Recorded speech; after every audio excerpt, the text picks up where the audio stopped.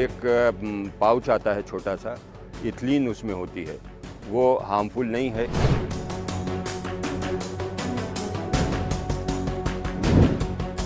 आम जो है ये देखिए सुकड़ रहा है लेकिन सड़ नहीं, ये नेचुरल राइपनिंग। एफएसएसआई की तरफ से पूर्ण रूप से प्रतिबंध लगा दिया गया है ऐसे फलों पर जिन्हें कार्बाइड से पकाकर बेचा जा रहा है। तो पहले कार्बाइड गुट्टे वाला आता था जी जी। उससे नुकसान ना है, अच्छा, उससे कोई नुकसान नहीं है। ये थोड़ा सा खुरीदा गया तो इसमें से ये वैक्स निकल कर आया जो खुद एक हानिकारक केमिकल है।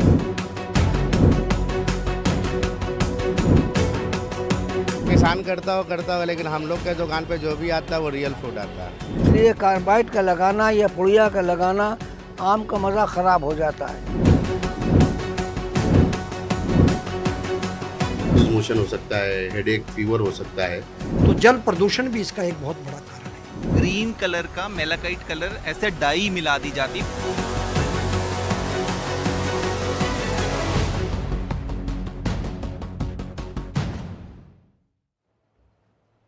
हर रविवार की तरह आज भी हम आपकी परेशानी से जुड़ी हुई एक मुहिम लेकर आए हैं। आज की मुहिम खान पान और हमारी आपकी सेहत से जुड़ी हुई है। फल खाना सेहत के लिए अच्छा होता है, फल पौष्टिक होते हैं, लेकिन अगर आप बाजारों में बिकते फलों को उसकी चमक देखकर खरीद रहे हैं तो थोड़ा सावधान हो जाइए, क्योंकि ज़रूरत से ज़्यादा चमकने वाले फल आपकी सेहत के लिए हानिकारक हो सकते हैं। देश के अलग अलग शहरों में फल के कारोबार से जुड़े हुए लोग आपकी सेहत से खिलवाड़ कर रहे हैं, केमिकल से फलों को पका रहे हैं और उन्हें चमका रहे हैं। कार्बाइड पाउडर से पकाए गए फलों को अगर खाया गया तो सेहत बिगड़नी तय है। ये केमिकल शरीर में टॉक्सिन की मात्रा को बढ़ाता है और खतरनाक बीमारियों की वजह बनता है। तो इसी पर हमारी आज की मुहिम है, फलों में केमिकल रोको। और इस मुद्दे पर आज दिन भर हम दिल्ली, नोएडा, मुंबई, लखनऊ, बाराबंकी, पटना समेत देश के कई शहरों की मंडियों, हाट बाजारों का हाल आपको दिखाएंगे और जनता की इस मुद्दे पर क्या राय है उससे भी आपको रूबरू कराएंगे।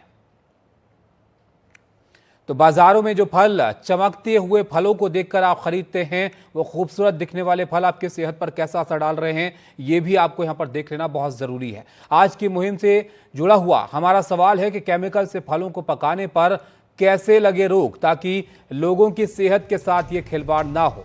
फलों में जो केमिकल इस्तेमाल किए जाते हैं उनको पकाने के लिए और वो खूबसूरत दिखाने के लिए, वो कितना नुकसान लोगों की सेहत को पहुंचाते हैं, इस पर ध्यान देने की ज़रूरत यहाँ पर है। आज की हमारी मुहिम के लिए अलग अलग शहरों से हमारे तमाम सहयोगी दिन भर जुड़ते रहे और दिल्ली से अली अब्बास नकवी, मुंबई से सुजाता द्विवेदी, लखनऊ से रणवीर सिंह, पटना से रमन राय, देहरादून से किशोर रावत हमारे साथ जुड़े आपके लिए रिपोर्ट्स ये लेकर आए हैं। और दिन भर इनकी कोशिश है कि जनता की राय और इस फलों को लेकर जो हमारी मुहिम है इस पर ये तमाम जानकारी आप तक पहुंचाई जाए, जो आपके लिए भी जानना बहुत ज़रूरी है। फलों को अगर केमिकल से पकाया जाता है तो अपना रूप ये कैसे बदलता है और कितना हानिकारक ये होता है, इस मुद्दे पर हमारे सहयोगी किशोर रावत ने बात की स्पेक्स संस्था के सचिव डॉक्टर ब्रिजमोहन शर्मा से। उन्होंने हर फल के रूप को बदलता हुआ दिखाया है। क्या उनका कहना था इस पर, ये बातचीत आप देखिए।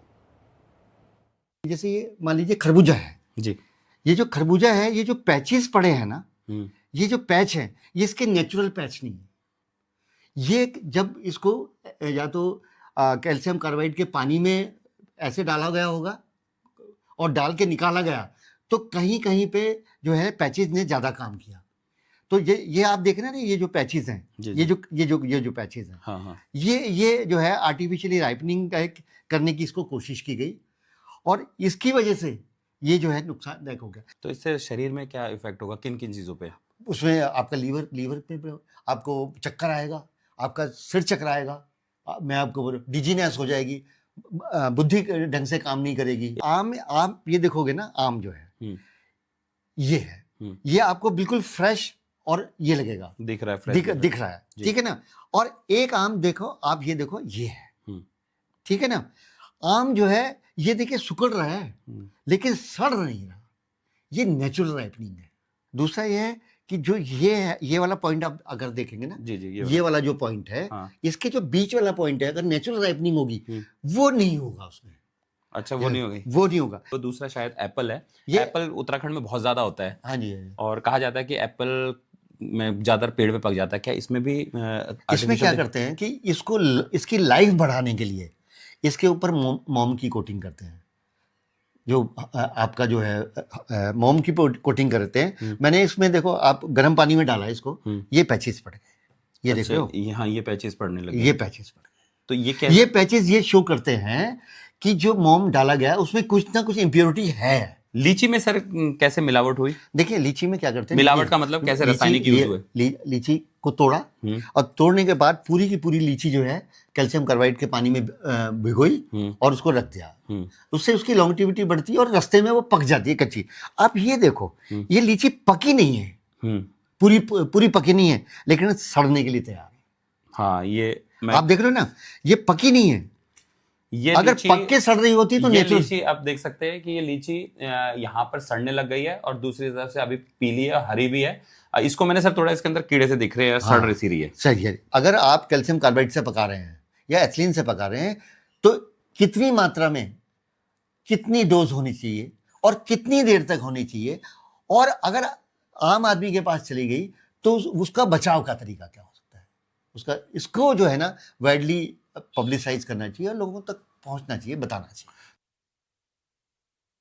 लखनऊ का मलिहाबाद दुनिया भर में आम के लिए बहुत मशहूर है। मलिहाबादी आम बहुत मशहूर हैं और बहुत लजीज भी होते हैं, लेकिन यहाँ पर आम को पकाने के लिए कभी कार्बाइड का इस्तेमाल किया जाता था, लेकिन सरकारी पहल के बाद यहाँ पर व्यापारियों ने आम पकाने के लिए कार्बाइड का इस्तेमाल करना छोड़ दिया है। पद्मश्री विजेता आम उत्पादक का कलीमुल्ला खान कहते हैं कि कार्बाइड से पके आम में स्वाद नहीं होता है।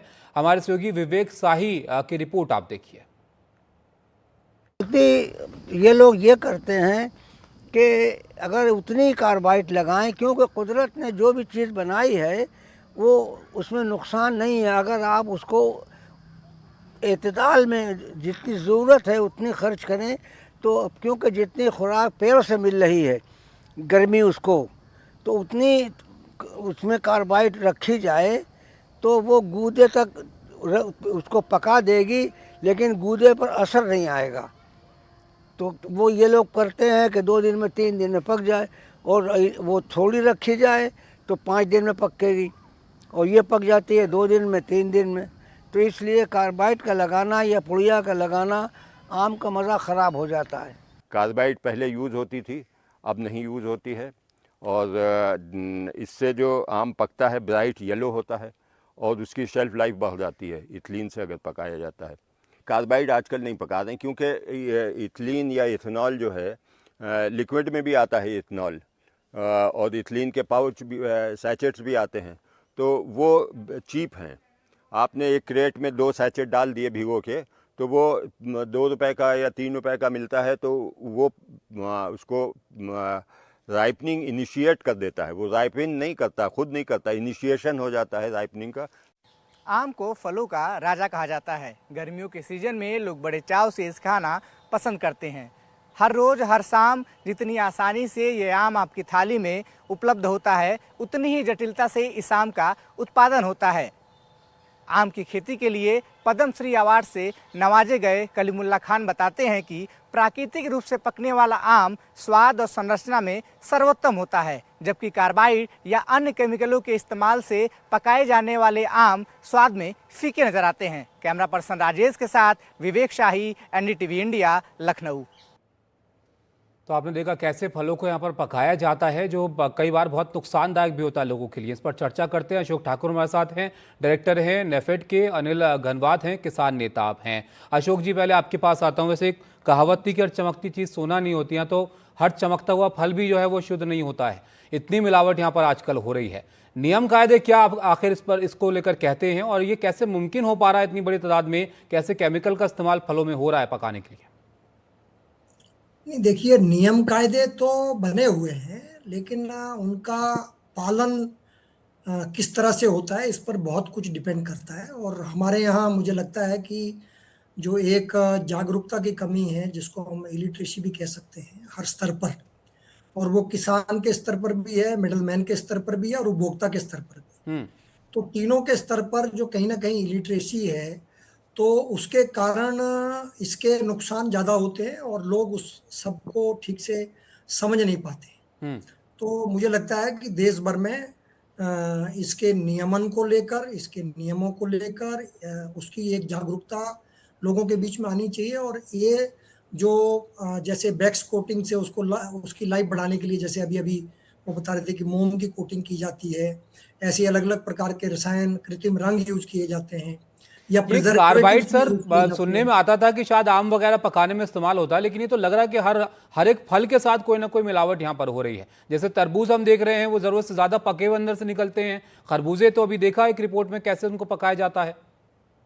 नहीं, खाने के फलों और सब्जियों में अधिकतर जो जैसे आप घी की बात करते हैं तो इंजेक्शन से उसको बड़ा किया जाता है, वो इंजेक्शन लगाकर भी करते हैं। बहुत सारे अलग अलग माध्यम हैं। मैं वही कह रहा हूँ कि किसानों के ऊपर दबाव होता है ज़्यादा फसल लेने का, और मिडल मैन जो होता है वो उस फसल को लंबे समय तक प्रिजर्व करना चाहता है ताकि खेत से लेकर वहाँ तक चला जाए, बीच में उसको वो सड़ नहीं जाए, इसके लिए वो उसकी लाइफ बढ़ाने के लिए कुछ केमिकल्स यूज करता है।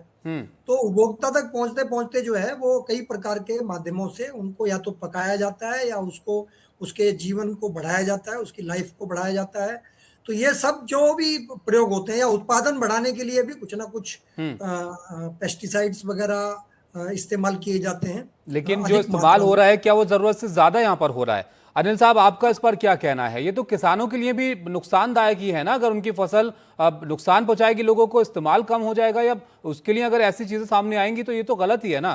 क्यों जरूरत पड़ती है इतना केमिकल का इस्तेमाल करने की?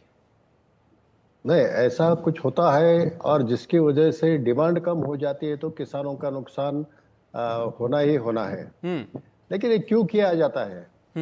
इसलिए किया जाता है, और ये कौन से फलों में किया जाता है जो जल्दी सड़ जाते हैं, जिनका शेल्फ लाइफ कम होता है, जैसे बनाना, मैंगो, ऐसे जो पपाया, जो पक जाए तो बिल्कुल उनका शेल्फ लाइफ खत्म हो जाता है। उनको ज्यादा दिन अगर ट्रांसपोर्टेशन में जाना है, कहीं एक्सपोर्ट करना है या महाराष्ट्र से दिल्ली जाना है, तो वो समय वो जल्दी ना पके, और वहां पहुंचने के बाद ना पके, इसके लिए वो कच्चे हार्वेस्ट किए जाते हैं, और वहां पहुंचने के बाद वो जल्दी बिकने चाहिए, इसलिए उनमें एक कार्बाइड या इथिलीन का इस्तेमाल किया जाता है। और इसमें अगर सरकार ने तो 2016 से इथिलीन को परमिशन दिया है 100 ppm के तौर पर, अगर उसको इस्तेमाल करते हैं तो दैट इज सेफ, ऐसा कहा जाता है। लेकिन अनिल जी, एक आम व्यक्ति के तौर पर मैं जरूर आपसे समझना चाहूंगा कि क्या ये जरूरी है कार्बाइड का इस्तेमाल होना, किसानों के लिए इसका इस्तेमाल करना? एक फल, एक आम जो है वो बाग से सीधा मंडी तक आना क्या पॉसिबल नहीं है? क्या ये जरूरी है कि उसके लिए कुछ ऐसी चीजों का इस्तेमाल किया जाए? नहीं तो किसानों को नुकसान हो जाएगा, क्योंकि ये तो लोगों को भी थोड़ा लग रहा होगा कि भाई अगर नुकसान कर रहा है तो फिर इस्तेमाल कर ही क्यों रहे हैं इसका? नहीं, इससे कार्बाइड अगर यूज करते हैं, कैल्शियम कार्बाइड, तो वो गलत है, क्योंकि उसमें से आर्सेनिक का इवॉल्व होता है उसमें, और बाकी कुछ किडनी डैमेजेस हो सकते हैं, फास्फोरस उसमें से निकलता है जो हमारे सेहत के लिए खराब है। लेकिन अगर हम पकने के बाद फल तोड़ते हैं और उसको अगर 1000 किलोमीटर 1500 किलोमीटर आपको भेजना है या एक्सपोर्ट करना है, तो वहां जाने तक वो सड़ जाएगा। अगर हम बिल्कुल इसका इस्तेमाल बंद कर देते हैं, सरकार ने तो अभी कार्बाइड बैन कर दिया है, लेकिन इथिलीन को उन्होंने परमिशन दिया है 2016 से। तो अगर आप बिल्कुल ही बंद कर देते हैं तो बड़ा शॉर्टेज आ जाएगा, ये फल आपको तो फिर दूर दराज की मार्केटों में भेजने के लिए मुश्किल होगी, फलों को रास्ते में खराब हो सकते हैं। अशोक जी, ऐसे में क्या बीच में उपाय है? क्या ऐसा किया जाए कि ये केमिकल का इस्तेमाल कम हो? नहीं ताबिश जी, इसमें खाली उनको प्रिजर्व करने के लिए, उनकी लाइफ बढ़ाने के लिए ही नहीं, जल प्रदूषण के माध्यम से भी बहुत सारी जो केमिकल हैं, रसायन हैं, वो इन फल सब्जियों में आते हैं। और आप देखेंगे कि शहरों के आसपास जो नदियां हैं, जो उनमें पानी बहुत, उसमें बहुत ज़्यादा मात्रा होती है रसायन वगैरह की। तो जब इन पत्ते वाली सब्जियों को हम धोते हैं तो ये जो हमारे लोकल जो मिडल मैन हैं या किसान हैं, वो उस तरह का पानी यूज करते हैं, और प्रदूषित पानी से फसल पैदा करने में भी बहुत सारी समस्याएं आ सकती हैं। तो ये अलग अलग स्तर पर होता है, मतलब फसल के स्तर पर भी होता है, और फसल के बाद जल जो हम जल का प्रयोग करते हैं प्रदूषित जल का, उसके कारण भी हो सकता है। तो बहुत सारी वजहें हो सकती हैं, उसके बाद इसकी वजह उगाने से के लिए खराब हो पानी सकता की है। वजह हो सकती है, लेकिन केमिकल का अगर इस्तेमाल वहां पर हो जा रहा है तो सीधे सीधे नुकसान यहाँ पर लोगों को इससे हो सकता है। बहुत शुक्रिया आप दोनों का हमारे से जुड़ने के लिए, अशोक जी, अनिल जी, और चर्चा में शामिल होने के लिए। तो एक ये महत्वपूर्ण मुद्दा है, महत्वपूर्ण मुहिम है जो दिन भर आप NDTV पर आज देख रहे हैं।